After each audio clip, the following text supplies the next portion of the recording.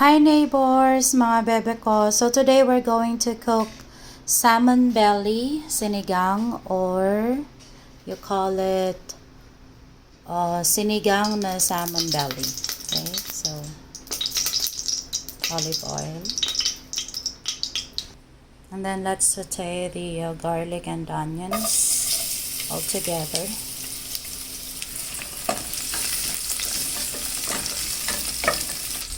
Alright, so palabasin natin yung aroma ng garlic and onions. Then once it's done, add the fresh tomatoes.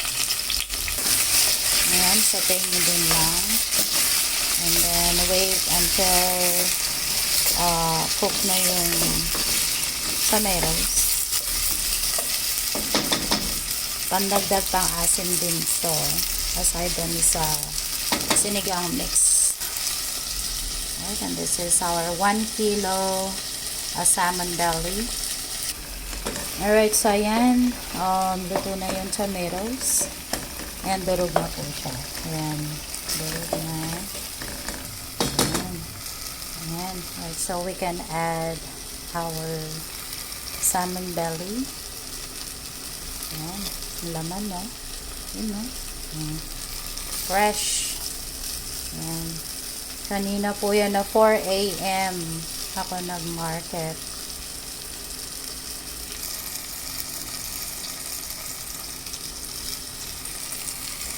Ayan.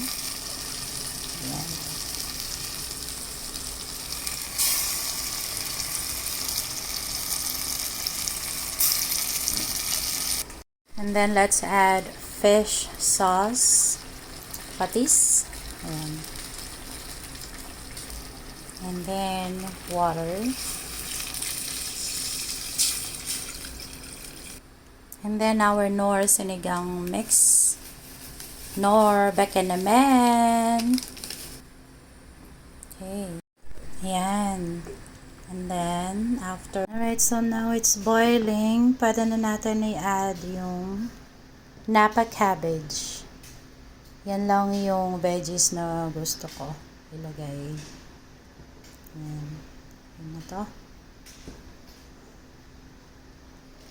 Okay, let's add this napa cabbage for our veggies. And then, pwede na tayong kumain. After na to.